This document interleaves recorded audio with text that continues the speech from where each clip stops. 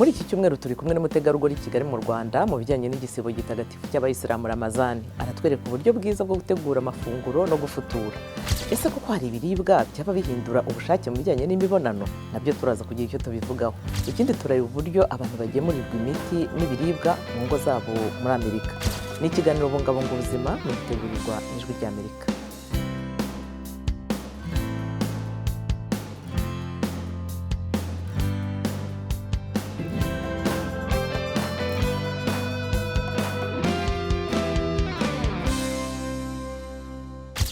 Ndabaramukije ndi Eugenia Mukankusi. Mbahaye ikaze mwese muri Bungabunga Ubuzima. Gusiba ni uburyo bwo kwifata umuntu akareka kurya no kunywa igihe runaka. Hari impamvu nyinshi ibyo bikorwa. Hari ushobora kubikora ku mpamvu z'ubuvuzi cyangwa se mu buryo bwo kwirinda indwara. Bishobora no gukorwa nk'uburyo bwo kwigaragambya. Hari n'ababikora kubera imyemerere ijyanye n'idini. Nk'urugero, bamwe mu bakristo bizihiza igisibo cya mbere ya Pasika mu gihe abayisilamu bafite ukwezi kwabo ko gusiba kwa Ramadan. Ubushakashatsi bwerekanye ko icyo gihe umuntu amara atarya cyangwa agabanya ifunguro, agenzura ibyo arya, bishobora kumufasha kurwanya indwara nko gutuma amaraso atembera, bikaba byanagabanya ibinure mu mubiri. Gusiba bishobora gufasha ubwonko gukora neza, bikanaburinda gusaza no guhura n'indwara zimwe na zimwe. Ku bijyanye n'igisibo cy'abayisilamu, ni igihe cyo kubahiriza imyemerere, guhimbaza no kwishima. Bifite n'uburyo nabyo bikorwa mu kwirinda ingaruka mbi ku buzima bw'ubikoze. I Kigali twakurikiye umunyarwandakazi ku isoko kugera mu gikoni ategura igaburo ry'umugoroba rizwi nka ifitari, atwereka ubwiza bwo gutegura iryo funguro n'uburyo rifatwa.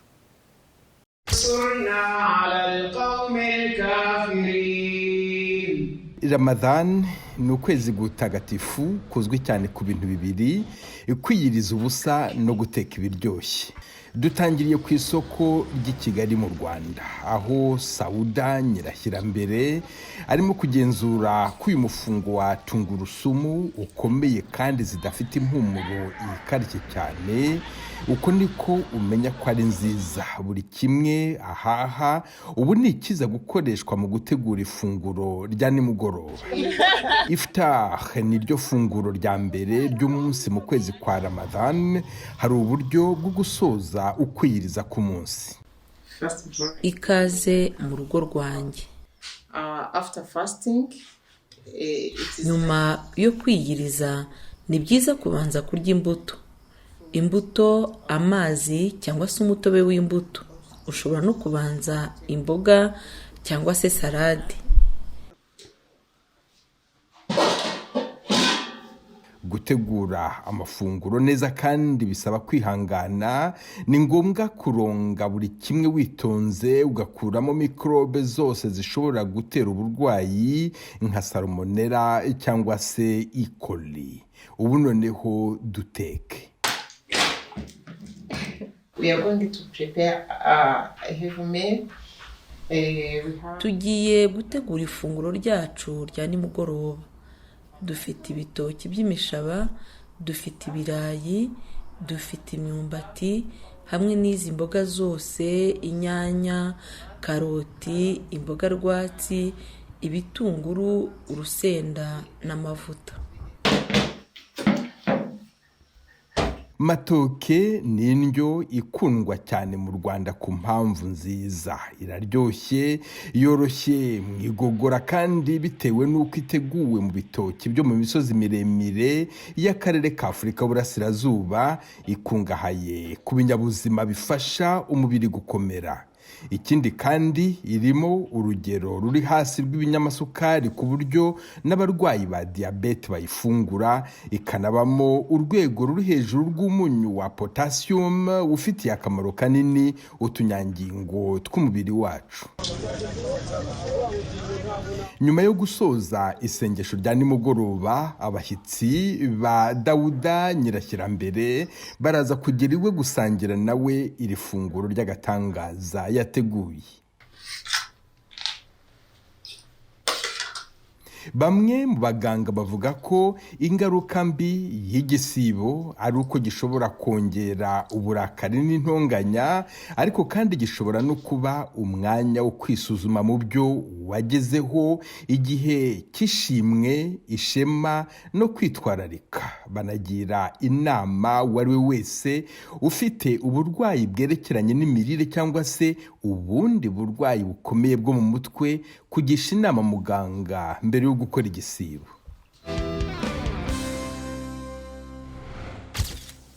Imbuto ahantu hose zizwi ko zifite akamaro kanini mu kugira za vitamine n'imyunyungugu umuntu akeneye kugira ngo umubiri ubashe gukora neza. Mu gihe zishakwa na benshi mu gihe cya Ramadan, inzobere mu mirire nyamara zitanga inama zo kurya imbuto ku rugero, zinasanga imbuto atari nziza ku bantu bamwe na bamwe ku buryo bagomba kuzireka. Yanzu idan ka duba larurorin da suka fi yawa a zamanin nan namu. Iyo witegereje ingorane z'ubuzima ziganje mu miryango yacu muri iki gihe, ahanini ni ibibyimba, umuvuduko ukabije w'amaraso na diabete. Buri rubuto ruba rufite ikigero kiri hejuru cyane cya bumwe mu bwoko bwa vitamine, intungamubiri cyangwa se ikindi. Kuri zimwe zikungahaye ku binyamasukari, izindi ku binure, mu gihe izindi nazo zikungahaye kuri aside inakunze kugaragara cyane. Imbuto zikungahaye kuri aside ntabwo ari nziza ku bantu babana na bumwe mu burwayi. Urugero, niba umuntu arwaye ibibyimba byo mu nda, ariye indimu cyangwa inanasi, bizagira ingaruka ku mikorere y'igifu, binongerera ubukana bwa burwayi bwe. Imbuto zifite ibinyamasukari byinshi cyane nazo si nziza ku barwayi ba diabete. Umurwayi wa diabete ntagomba kurya imineke ihiye cyane kubera isukari nyinshi cyane ibirimo. Yifitemo ubutare bwa fibre bugenza gake igogorwa, bikarinda izamuka n'imanuka rikabije ry'ikigero cy'isukari mu maraso ku barwayi ba diabete, ariko kandi ishobora no kubamo urugero rw'isukari ruri hejuru cyane, ibitari byiza ku barwayi ba diabete. Ingano y'imbuto urya n'ishobora kugena niba zigira ingaruka nziza cyangwa se mbi ku mubiri wawe. Niba uriye nyinshi, bishobora kubyutsa zimwe mu ngorane. Urugero, niba urwaye diabete ukarya imbuto nkeya, ntibizakugiraho ingaruka mbi nk'uko wari kurya nyinshi cyane. Niba urwaye umuvuduko w'amaraso hanyuma ukarya umuneke, ibyo ni byiza cyane kuko imineke igabanya ikigero cy'imyunyungugu ya sodium mu maraso. Ku bantu bafite ingorane z'ubuzima cyangwa ukwivumbura k'umubiri allergie, bashobora kurya ubwoko bw'imbuto ubwo ari bwo bwose, ariko nanone bakirinda kurya izirenze urugero kubera ko izo mbuto zishobora gutera ikirungurira no kumva utameze neza mu gifu. Waba warigeze kumva bivugwa ko hari ibiribwa bizwi nk'ibyongera ubushake mu bijyanye n'imibonano? Ariko se koko hari ibiribwa bifite iryo banga? Igisubizo kigufi ni yego. Inzobere zivuga ko igaburo ririmo imboga, ibiribwa birimo za proteine ziva mu bimera, isukari nke, ibiribwa bifite ibinure bike byatuma utabura imisemburo igabanya ubushake bw'imibonano. Cyakora hari n'ibiryo byihariye bizwiho kuba bitera ubwo bushake nka oyster ziva mu nyanja. Mu bindi bishobora gufasha hari imbuto nk'izo mu bwoko bwa pomme n'inkeri, hari kandi ubwoko bw'ikinure kiba mu nkoko, amata, ibinyampeke na divayi itukura.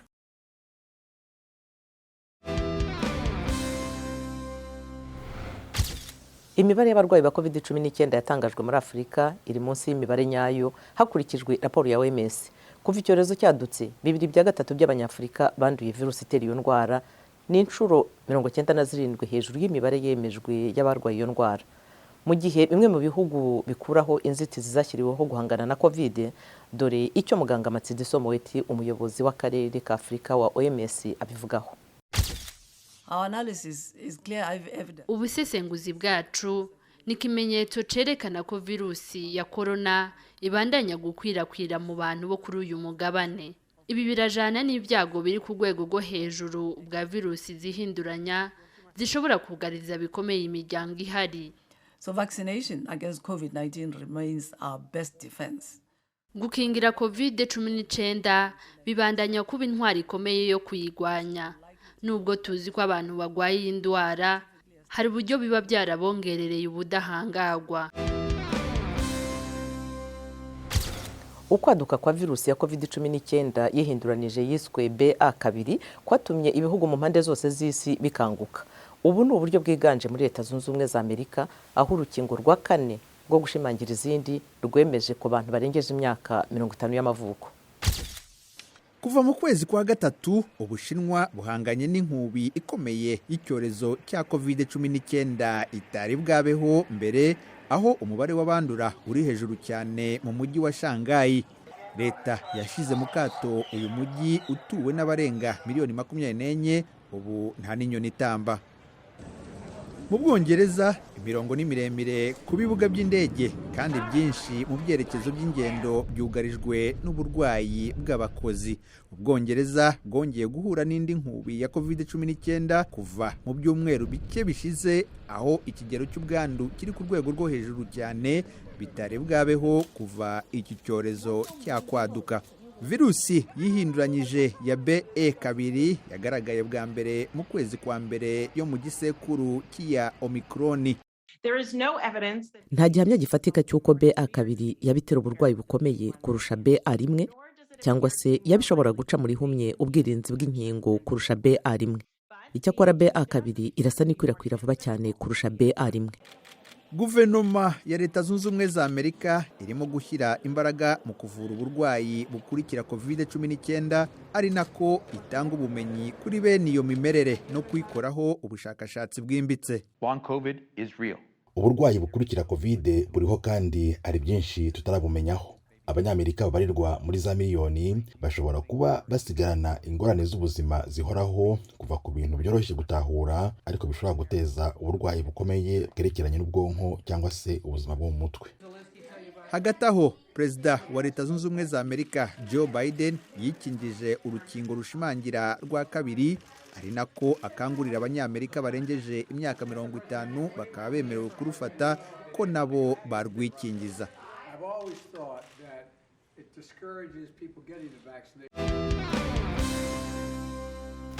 Muri Leta Zunze Ubumwe za Amerika, zimwe muri za resitora namwe mu maduka acuruza imiti birimo kwifashisha utudege twitwara drone mu kugeza ibiribwa n'imiti n'ibindi byangombwa ku bantu babikeneye ku miryango y'inzu zabo.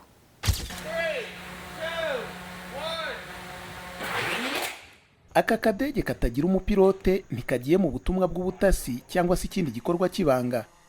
Kajyanye imiti mu rugo rw'umuntu mu buryo bwihuse kandi butekanye.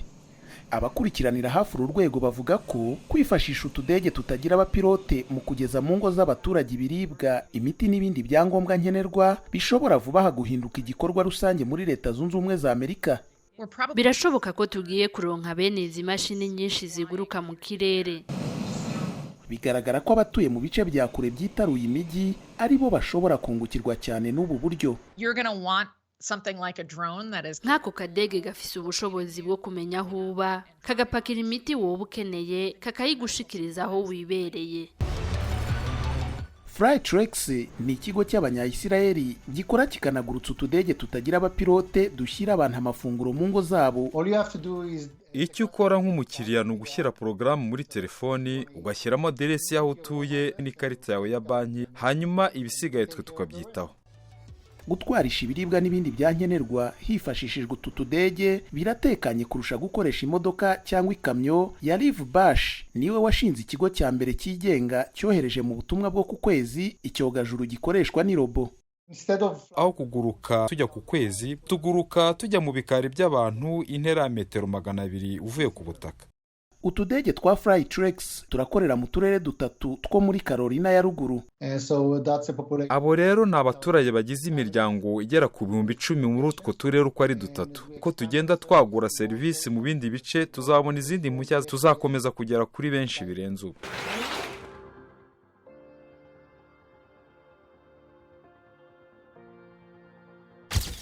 Amakuru agezweho n'ibiganiro kuri virusi ya corona mwabisanga ku Ijwi ry'Amerika kuri wa3.radio.voa.com.